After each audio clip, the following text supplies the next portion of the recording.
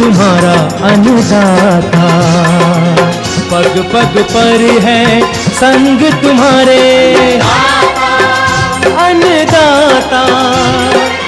लहू किसानों का बन के पसीना सींचता है धरती का सीना। मेहनत का तेरी हक दिलवाने, नई तकनीक नई खोज बताने।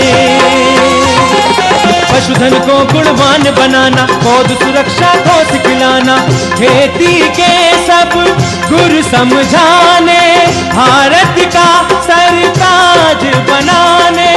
आठों पहर है संग तुम्हारे अन्नदाता, अन्नदाता। नमस्कार, मैं हूं शुभ मिश्रा और आप सभी दर्शकों का अन्नदाता कार्यक्रम में स्वागत करती हूं। हमारे देश का किसान जन का पोषक है, वह श्रम का देवता है, अन्नदाता है और उसमें ही भारत की आत्मा निवास करती है। ऐसे ही किसानों की प्रगति के लिए हम खेती बाड़ी से जुड़ी हुई बहुत सी नई लाभकारी जानकारियां हर रोज सुबह लेकर आते हैं। तो चलिए कार्यक्रम शुरू करने से पहले देखते हैं क्या है आज अन्नदाता में। पॉली हाउस में रंगीन शिमला मिर्च की उन्नत खेती करके कमाए अच्छा मुनाफा। कम जगह में बटन मशरूम उगाए, अधिक आय कमाए।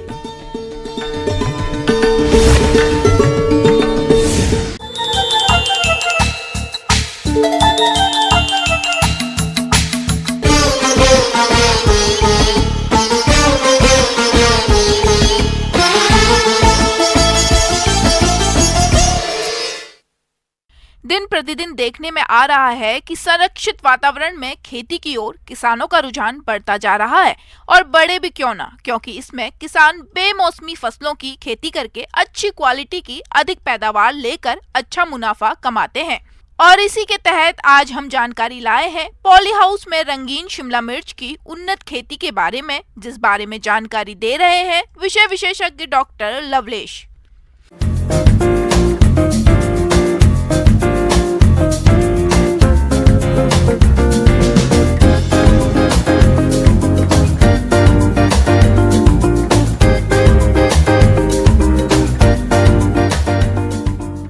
ये कलर कैप्सिकम हम लोगों ने 17 अगस्त की ट्रांसप्लांटिंग कर रखी है। शिमला मिर्च की खेती किसानों के लिए काफी लाभकारी साबित हो रही है। वैसे तो इसकी खेती खुले खेतों में की जा सकती है, लेकिन पॉली हाउस और नेट हाउस में इसकी खेती करने से अच्छी पैदावार मिलती है, जिससे किसान भाई अच्छा मुनाफा कमाते हैं। सर, लगाने का है कि आपको पौध तैयार करवानी है इसकी सबसे पहले तो, क्योंकि जो हमारा शिमला मिर्च का पौधा है वो हमारा 35 से 40 दिन ले लेता है पौध तैयार करने के लिए। और पॉली हाउस के अंदर लगाने का समय है इसका अगस्त। अगर आपके यहाँ तापमान आप लोगों ने अच्छे से मेंटेन कर रखा है स्ट्रक्चर के अंदर, तो फिर आप इसको अर्ली अगस्त या पहले हफ्ते में भी लगा सकते हैं अगस्त के। लेकिन अगर तापमान ज़्यादा है आपके पॉली हाउस में, तो आपको देखना पड़ेगा, उसी हिसाब से आप थोड़ा सा पीछे आपको लगाना पड़ेगा, वरना पौधों के मरने के चांसेस ज़्यादा आते हैं। देखिए सर, लगाने के तरीके की बात करें तो हम इसमें बेड से बेड की दूरी हम 2 मीटर रखते हैं, और एक बेड पे हम 2 लाइन लगाते हैं। और हम हर लाइन में जो पौधे से पौधे की दूरी है वो 40 सेंटीमीटर है, और 2 लाइन्स की जो दूरी है वो 30 सेंटीमीटर हम रखते हैं। सर, अभी इसमें जो काम चल रहा है वो थोड़ा सा ट्रेलिसिंग का चल रहा है, कि पौधा जो थोड़ी सी ग्रोथ पकड़ रखी है उन्होंने, तो धागे में पौधे को लपेटने का कार्यक्रम चल रहा है, और जो एक्स्ट्रा तने आ रहे हैं हम उसकी कटाई कर रहे हैं। और जो हम पौधे का जो ट्रेनिंग और प्रूनिंग करते हैं, तो हम इसमें 2 से 3 तने हम इसमें ले सकते हैं। किसान जनरली 3 तने लेके चलता है। देखिए सर, खाद पानी इसमें 19-19-19 है, हमारा 0050 है, और यूरिया यही है जो अभी फ्रूटिंग स्टेज में क्योंकि आ चुका है और तुड़ाई हो रही है इसकी, तो इसमें यही खाद चल रही है अभी। किसान भाइयों, शिमला मिर्च की फसल में 15 दिन के अंतराल पर NPK 19-19-19 2 किलोग्राम प्रति एकड़ ड्रिप द्वारा पौधों को दिया जाता है, और NPK 00-00-50 2 किलोग्राम प्रति एकड़ का भी प्रयोग 15 दिन के अंतराल पर करते हैं, और दोनों पोषक तत्वों के प्रयोग में 1 सप्ताह का अंतर रखें। सर शुरुआत में पौधे की देखरेख करना ज़रूरी है जब पौधे छोटे होते हैं। जब पौधा एक बार ग्रोथ पकड़ लेता है तो उसके बाद उसकी थोड़ी सी कम भी आप देखरेख करेंगे तब भी एक बार के लिए चल जाता है। पर इसमें जो शिकायत आती है पॉली हाउस के अंदर वो है माइट्स और थ्रिप्स की सबसे ज़्यादा, क्योंकि जब हमारा लगाने का समय है अगस्त, उसके बाद जैसे ही टेम्परेचर बढ़ता है तो वो तुरंत माइट्स आएंगी और थ्रिप्स आएंगी। तो आपको शुरुआत से पौधे की देख रेख करनी है। सर जो अपनी थ्रिप्स हैं, माइट्स हैं, ये एक तरह से कीट की कैटेगरी में आते हैं, कीट पतंगों की कैटेगरी में। तो इसमें आपके पत्ते मुड़ेंगे, तो जो आपके थ्रिप्स हैं उसके कंट्रोल के लिए आपको फिप्रोनिल हो गया, डेलीगेट हो गया, नीम ऑयल हो गया, इन सब का आप इस्तेमाल करके इसको कंट्रोल कर सकते हैं। और जो हमारी माइट्स हैं इनके लिए माइटिसाइड्स आते हैं जिनको हम एक्रेसाइड बोलते हैं, वो इंसेक्टिसाइड से अलग है, तो उसका हम इस्तेमाल करते हैं। और ये अभी इसकी हम तुड़ाई हार्वेस्टिंग स्टार्ट कर चुके हैं और ये अराउंड 11 नवंबर से इसकी तुड़ाई स्टार्ट है। उसके बाद से हम कंटिन्यूस इसे बेच रहे हैं। सर अगर एक एरिया की बात करें, 1 एकड़ की बात करें, तो 1 एकड़ में आपके 10,000 पौधे आते हैं। तो 10,000 में आपका जो हम कहते हैं कि आपका पर प्लांट जो उपज है इसकी वो है, मतलब अप्रॉक्सीमेटली हम एवरेज लेके चलते हैं 1.5 kg। तो 1.5 kg के हिसाब से आप कर सकते हैं कि इसका 150 कुंटल पर एकड़ इसकी उपज आप ले प्राप्त कर सकते हैं। सर अभी हमने जो मंडी में पता किया है तो उसका 180 रुपये किलो के आसपास इसका मंडी रेट चल रहा है। तो और जो अगर हम रिटेल की बात करें मार्केट में तो 250 ग्राम आपका 70 रुपये, तो मान के चलिए 280 रुपये किलो के हिसाब से ये मार्केट में बिक रहा है। सर बाहर तो अगर हम दिल्ली मार्केट में बेचते हैं तो आपको इसके प्रीमियम प्राइसेस मिल सकते हैं। जितने भी किसान भाई हमारे हैं जो दिल्ली मार्केट में बेचते हैं तो वो उनके प्रीमियम प्राइस, लास्ट ईयर हमारा 300-350 रुपये किलो के हिसाब से जो हमारे किसानों ने लिया है वो इनसे रेट ले रखा है। सर इसका सलाद पर्पज़ के लिए बहुत ज़्यादा इस्तेमाल किया जाता है और बड़े होटल्स में, सुपरमार्केट्स में और शादियों में आप खासकर से देखेंगे कि इसका प्रयोग बहुत ज़्यादा किया जाता है। तो शादी के सीज़न में इसकी बहुत ज़्यादा डिमांड रहती है। मैं यही सलाह दूंगा कि जो किसान भाई पॉली हाउस कर रहे हैं तो वो इसकी खेती बेझिझक कर सकते हैं, बशर्त ये है कि आप इसकी प्रॉपर ट्रेनिंग लें, जहाँ से भी लें इसकी ट्रेनिंग लें, उसके बाद ही इसकी खेती की शुरुआत करें।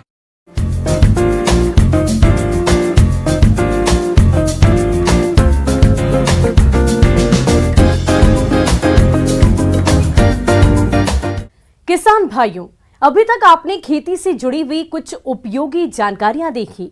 अब लेते हैं एक छोटा सा ब्रेक, जल्द ही लौटेंगे और कार्यक्रम में आगे भी है खेती बाड़ी से जुड़ी महत्वपूर्ण जानकारियां, तो बने रहिए हमारे साथ।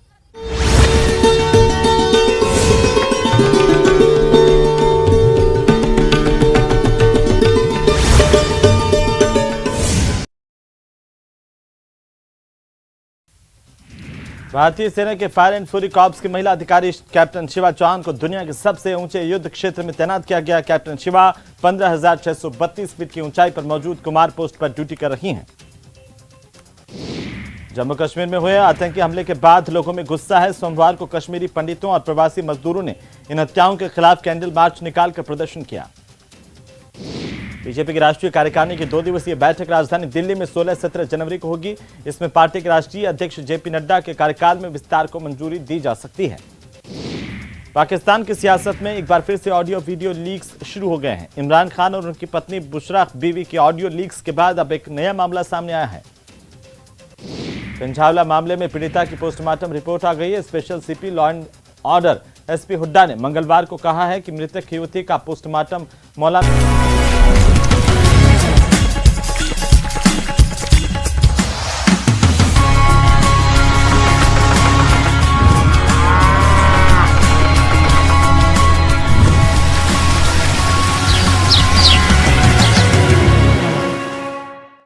और ब्रेक के बाद आप सभी दर्शकों का अन्नदाता में स्वागत है। चलिए अब रुक करते हैं अगली कड़ी की ओर।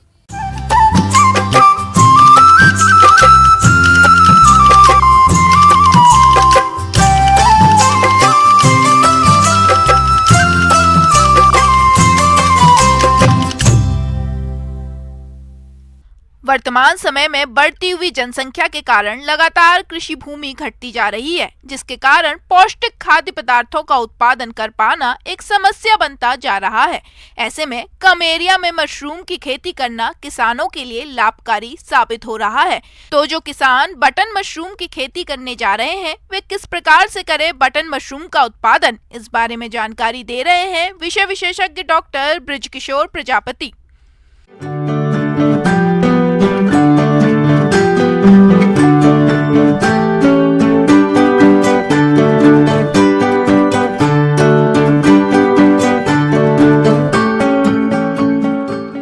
वर्तमान में जो है शीतकालीन मौसम चल रहा है, इस समय जो है किसानों को अतिरिक्त आय के लिए जो है बटन मशरूम जो है उसके उत्पादन कर जो है अधिक लाभ प्राप्त कर सकते हैं। देश में श्वेत बटन मशरूम की खेती बड़े पैमाने पर की जा रही है। उत्पादन की दृष्टि से इसका विश्व में प्रथम स्थान है। देश के मैदानी व पहाड़ी भागों में श्वेत बटन मशरूम को शरद ऋतु में उगाया जाता है, क्योंकि इस ऋतु में तापमान कम तथा हवा में नमी अधिक होती है। मशरूम की खेती करने का तरीका खाद्यान्न और बागवानी फसलों से बिल्कुल भिन्न है, अतः इसकी खेती शुरू करने से पहले प्रशिक्षण देना हितकर होता है। पूरे विश्व में जो है मुख्यतः जो है 4 मशरूम जो होते हैं, बटन मशरूम, ढिंगरी मशरूम, दुधिया मशरूम और जो है पुआल मशरूम, जो इसकी खेती जो है व्यापक रूप से जो है खाने के रूप में किया जाता है। इसके अतिरिक्त भी कई प्रकार के मशरूम है, गायनोडर्मा है, सिटाके मशरूम है, जो आयुर्वेद में जो है इनका दवाई बनाने के कार्य में होता है। अब जो है हम बटन मशरूम के उत्पादन तकनीकी पर चर्चा करना चाहेंगे। तो बटन मशरूम के उत्पादन के लिए मुख्य रूप से 4 चरण होते हैं। पहला चरण जो होता है उसमें आपको कंपोस्टिंग करना होता है, मतलब खाद का निर्माण करना होता है। दूसरी चीज़ उसमें बिजाई करना होता है, कंपोस्ट बनने के बाद जो होता है उसे बिजाई करना होता है। और तीसरा जो है उसमें केसिन, और चौथा चरण जो होता है उसमें तोड़ाई का कार्य होता है। तो अब जो है हम पहले चरण की बात करें तो इसमें पहला जो होता है कंपोस्टिंग बनाने के लिए। तो कंपोस्टिंग जो है खाद बनाना, मतलब इसकी 2 प्रक्रियाएं होती है, एक छोटी विधि होती है और एक बड़ी लंबी विधि होती है।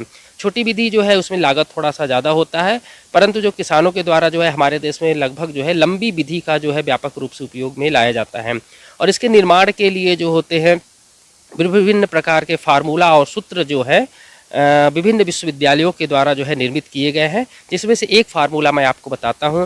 जैसे आपको 1000 केजी जो है आपका भूसा या पैरे की ज़रूरत पड़ेगी, उसमें 420 केजी जो है मुर्गी की खाद की ज़रूरत पड़ता है, और लगभग 65 केजी जो है जिप्सम की ज़रूरत पड़ेगी। गेहूं का चोकर 50 केजी ज़रूरत पड़ेगा और उसमें 18 केजी यूरिया की आवश्यकता पड़ती है। अब आपको कंपोस्टिंग बनाने के लिए जो है जिप्सम की मात्रा छोड़कर सभी चीज़ों को जो है हम पानी के द्वारा सिंचित करेंगे और पैर से दबाते हुए चलेंगे, मतलब पूरी तरीके से आप जो भूसा है या पैरा है उसकी मात्रा जो है और उसमें जिप्सम को छोड़कर बाकी सभी चीज़ों को मिलाकर पानी से भिगाकर पैरों से दबाते हुए चलते हैं और उसको फिर ढेर बनाना होता है, इकट्ठा करना हुआ होता है। यह प्रक्रिया लगभग 5 दिनों तक करनी होती है। गीले किए गए मिश्रण को मिलाकर करीब 5 फुट चौड़ा और 5 फुट ऊंचा ढेर बना लें। ढेर की लंबाई सामग्री की मात्रा पर निर्भर करती है। ये ढेर 5 दिन तक ज्यों का त्यों बना रहने दें और जरूरत हो तो बाहरी परतों में नमी कम होने पर आवश्यकता के अनुसार पानी का छिड़काव किया जा सकता है। 6वें दिन जो है आपको पहली पलटाई करनी होती है। पहली पलटाई मतलब 6वें दिन ये होता है कि जो बाहरी भाग भूसे का होता है या पैरे का उसको अंदर की ओर करना है, नीचे का ऊपर की ओर करना है, आवश्यकता पड़ने पर जो है आपको पानी से सिंचाई करना है। तो यह पहला जो होता है इसको पलटना होता है। उसी प्रकार से दूसरी पलटाई जो है 10वें दिन करना होता है। तीसरी पलटाई जो होता है वह 13वें दिन करना है। 13वें दिन जब तीसरी पलटाई होती है तो इसमें जो है जिप्सम की जो मात्रा होती है उसको डालना होता है। इसी प्रकार से डालने के बाद जो है आपको पुनः जो है पानी से सिंचाई करके आपको जैसे पहली अवस्था में आप पहली पलटाई में रखे थे आपको उसी प्रकार से करना है। इसी प्रकार से अब अगली चौथी पलटाई 16वें दिन, फिर अगली पलटाई 19वें दिन, फिर अगली पलटाई जो है 5वीं पलटाई लगभग जो 22वें दिन की जाती है। और इस दिन जो होता है मेलाथियन की जो मात्रा होती है 0.1% की जो है उसमें जरूर निश्चित रूप से मिला दे। यह कीटनाशकों के लिए कीटनाशक के रूप में कार्य करता है और कीटों के जो अंडे वगैरह होते हैं उसे नष्ट करने का काम करता है। और जो आखिरी पलटाई जो होती है वो 28वें या 29वें दिन करनी होती है, जो 6वीं पलटाई होती है। किसान भाइयों, लास्ट पलटाई जो होती है, अंतिम पलटाई, उसको करने के बाद हमें यह देखना होता है कि उसमें नमी जो है 60 से 70% तक होनी चाहिए। तो उसकी जांच के लिए जो है आप हाथ में उसके गोले को दबाएं। अगर उससे पानी निकलना बंद हो जाता है परंतु उसकी नमी जो होती है हमारे हाथों में लगेगी तो वह सबसे उपयुक्त होता है। उस समय जो नमी होती है लगभग 60 से 70% तक होती है। दूसरी चीज़ उसमें अमोनिया का जो गंध होती है उसका जांच करना बहुत ज़्यादा ज़रूरी होता है। अगर अमोनिया की गंध जो है आ रही है तो आपको कंपोस्ट बनिए उसको फैला दें और 2-3 दिन तक जो है उसको छोड़ कर रखें। आप यह सुनिश्चित कर लें कि ये गंध आना पूरी तरीके से बंद हो जाए और नमी जो है 60 से 70% तक हो, तो यह सबसे उपयुक्त अवस्था होती है बिजाई के लिए। कंपोस्ट बनाने के दौरान कुछ सावधानियां बरतना जरूरी है, नहीं तो कंपोस्ट अच्छी तरह नहीं होगा। कंपोस्ट तैयार करने के लिए साफ सुथरे स्थान का चयन करें और हो सके तो हवादार कमरे या हॉल में कंपोस्ट तैयार करें। जो भी व्यक्ति पलटाई का काम करते हैं वे हाथों में दस्ताने और जूते अवश्य पहने। कंपोस्ट को कभी भी खुले स्थान पर नहीं बनाएं। अब दूसरा चरण आता है बिजाई का। अगर आप 100 केजी का आपका कंपोस्ट बना है तो उसमें लगभग आधा केजी से लेकर मतलब 500 ग्राम से लेकर 750 ग्राम तक जो है बीज आपको मिलाना होता है और उसके पन्नी के बैगों में भरना होता है। बिजाई को 2 तरीके से बिजाई की जाती है। पहली विधि जो होती है उसमें पूरे कंपोस्ट में जो है मिलाना होता है और दूसरी जो विधि होती है उसमें परत दर परत मतलब 2 इंच का आप पन्नी के अंदर अगर आप बिछाते हैं कंपोस्ट को, उसके ऊपर जो है बिजाई करनी होती, फिर से 2 इंच का करना होता है। इस प्रकार से लगभग 5 से 6 इंच का आपको बैग बनाता है। उसके बाद जो है इसके ऊपर जो है पेपर जो होता है, न्यूज़पेपर अखबार जो होते हैं, परत होती है या सबसे ऊपरी परत जो होती है उस पर आपको न्यूज़पेपर अखबार को आपको रखना होता है। क्योंकि हमें सावधानियां सुनिश्चित कर लेनी चाहिए, जैसे कि हमें घर की साफ सफाई, जिस कमरे में हमें उत्पादन करना है तो उसकी जो है फॉर्मेलिन से जो है हम फ्यूमिगेट कर लें, अन्यथा जो है कैल्शियम का पूरे दीवार में जो है हम चूने से पुताई कर लें और जितने भी हमारे खिड़की दरवाजे हैं उसमें जो है आप जीआई तार की जो जालियां आती हैं उसको आप लगा दें। और यह लगभग जो है सुनिश्चित करना होता है कि जिस कमरे में हमें रखना है उसमें आर्द्रता जो है लगभग 80 से 90% तक हो और उसके अंतर्गत जो तापमान है वो 22 से 25 डिग्री तक होना चाहिए। और उसके अलावा जो है उसमें कार्बन डाइऑक्साइड की जो मात्रा है 0.1 से लेकर 0.5% से ज़्यादा नहीं होनी चाहिए। अगर मान लीजिए ज़्यादा है तो उसमें आप सुबह शाम निश्चित रूप से उसकी खिड़की दरवाजे को थोड़ा सा खोल दें, जिससे बाहरी स्वच्छ हवा जो है अंदर चली जाएगी और कार्बन डाइऑक्साइड की जो मात्रा जो है वह जितना सुनिश्चित होनी चाहिए उससे उसके अंतर्गत आ जाएगी।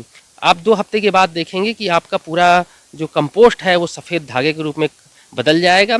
अब आपको जो है इसके ऊपर केसिन की प्रक्रिया करनी होती है। केसिन मतलब होता है ढकना, सपोर्ट प्रोवाइड कराना होता है।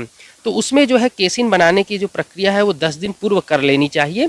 और केसिन बनाने के लिए जैसे आपकी दोमट मिट्टी होती है, सड़ी हुई गोबर की खाद होती है, जो धान का भूसा होता है, उस चोकर जो जिसको कहते हैं, खुद्दी जिसको बोली जाती है, उसका आप उपयोग कर सकते हैं, या आपका गार्डन जो होता है उसकी मिट्टी को उपयोग कर सकते हैं। तो यह विभिन्न प्रकार के अवयवों का आप उपयोग कर सकते हैं, वो मिक्स करना होता है और 4% फार्मेलिन के साथ जो है उसको मिलाकर उसको पन्नी से ढक दें और यह जो है 2 से 3 दिन तक इसको ढक कर रखें। उसके बाद जो है आप 2-3 दिनों के बाद उसको खोलें। अगर उसमें किसी प्रकार की फार्मेलिन की गंध आती है तो उसको फैलाकर रखने के बाद जो है जब गंध पूरी तरीके से खत्म हो जाए तो 1.5 से 2 इंच का जो होता है आपको जो केसिन मिट्टी बनी हुई है, मतलब जो केसिन बना हुआ है, उसको अखबार को हटाने के बाद सबसे ऊपरी परत में जो है आपको 1.5 से 2 इंच का केसिन फैलाना होता है।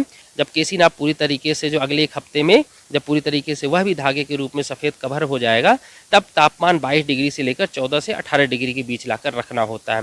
उसके अलावा जो है बैगों पे जब हम पानी का छिड़काव करते रहेंगे तो उसमें हमें आर्द्रता सुनिश्चित कर लेनी चाहिए। माइसीलियम का फैलाव होता है वह लगभग जो है 80 से 90% तक होना चाहिए। तो यह भी हमें सुनिश्चित करना चाहिए। उसमें हाइड्रोमीटर जो आर्द्रता नापने की यंत्र है उसको आप उपयोग करके आप उसको सुबह शाम चेक करते रहें। उसके बाद आप देखेंगे कि अगले 1 हफ्ते के बाद जो है उसमें जो फलन आएंगे, आप वह फलन अगर 2 से 3 सेंटीमीटर का है तो सबसे उपयुक्त होता है, उसको दाहिने तरफ घुमाकर तोड़ लें और जो आप देखेंगे कि लगभग 1 कुंटल से जो है आपको 25 से 30 केजी जो है आपको हमारे जो है बटन मशरूम प्राप्त होगा। तो किसान भाइयों, मेरे द्वारा बताई गई जानकारियों को आप अपना कर जो है बसंत मतलब जो शीत ऋतु है, शीत ऋतु में जो है आप बटन मशरूम का उत्पादन करके अतिरिक्त आय भी प्राप्त कर सकते हैं और कुपोषण जैसी समस्याओं से निराकरण भी प्राप्त कर सकते हैं। धन्यवाद।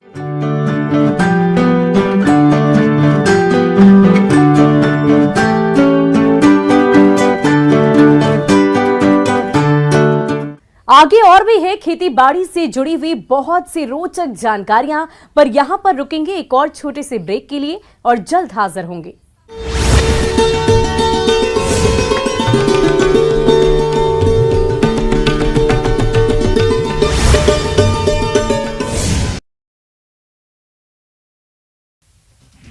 भारतीय सेना के फायर एंड फ्यूरी कॉर्प्स की महिला अधिकारी कैप्टन शिवा चौहान को दुनिया के सबसे ऊंचे युद्ध क्षेत्र में तैनात किया गया। कैप्टन शिवा 15,632 फीट की ऊंचाई पर मौजूद कुमार पोस्ट पर ड्यूटी कर रही हैं। जम्मू कश्मीर में हुए आतंकी हमले के बाद लोगों में गुस्सा है। सोमवार को कश्मीरी पंडितों और प्रवासी मजदूरों ने इन हत्याओं के खिलाफ कैंडल मार्च निकालकर प्रदर्शन किया। बीजेपी की राष्ट्रीय कार्यकारिणी की 2 दिवसीय बैठक राजधानी दिल्ली में 16-17 जनवरी को होगी। इसमें पार्टी के राष्ट्रीय अध्यक्ष जेपी नड्डा के कार्यकाल में विस्तार को मंजूरी दी जा सकती है। पाकिस्तान की सियासत में एक बार फिर से ऑडियो वीडियो लीक्स शुरू हो गए हैं। इमरान खान और उनकी पत्नी बुशरा बीवी की ऑडियो लीक्स के बाद अब एक नया मामला सामने आया है।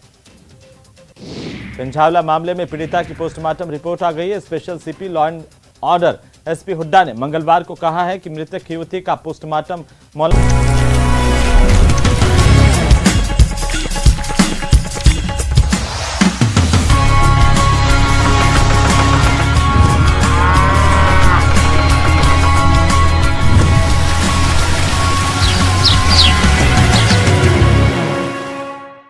और ब्रेक के बाद एक बार फिर से आप सभी दर्शकों का अन्नदाता कार्यक्रम में स्वागत है। बढ़ते हैं अगली प्रस्तुति की ओर।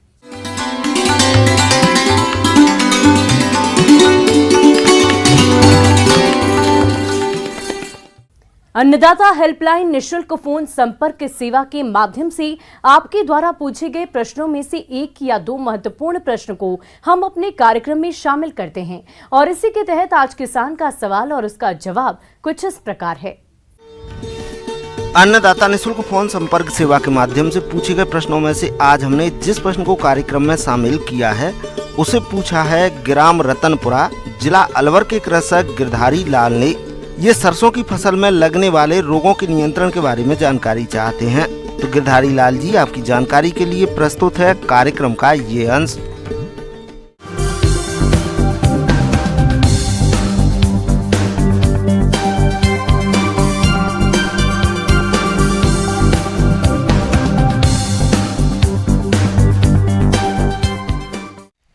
वाइट रस्ट, जिसको सफ़ेद रतुआ नामक बीमारी भी कहते हैं, और यह जो सरसों वर्गीय पौधे हैं उनमें बहुत खतरनाक बीमारी है। इसके जब बीमारी का प्रकोप होता है तो पौधों की बढ़वार रुक जाती है।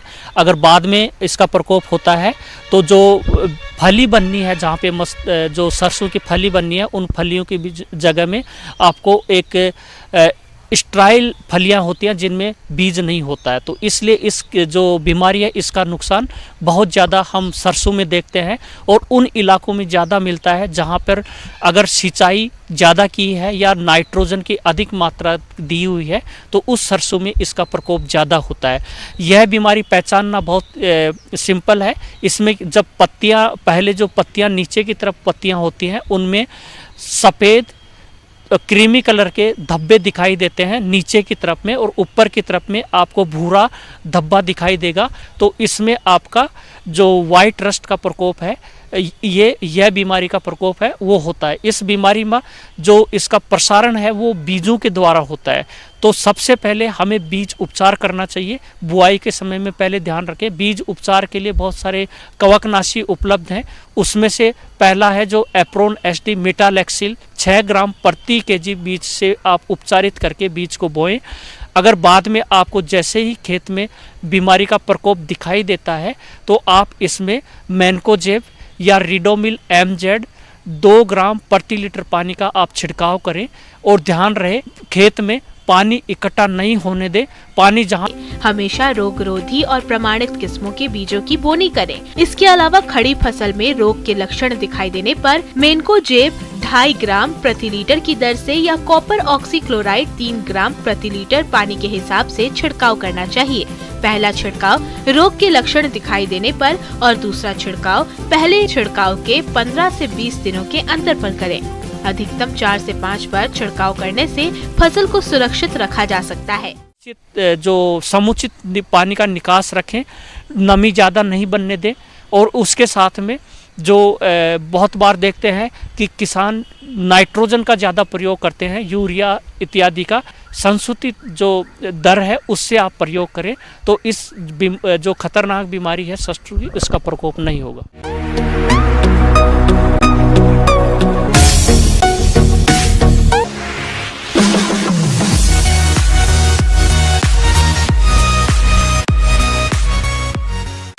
और आइए अब एक नजर डालते हैं राज्य की कुछ चुनी हुई मंडियों के प्रमुख फसलों के बाजार भाव पर।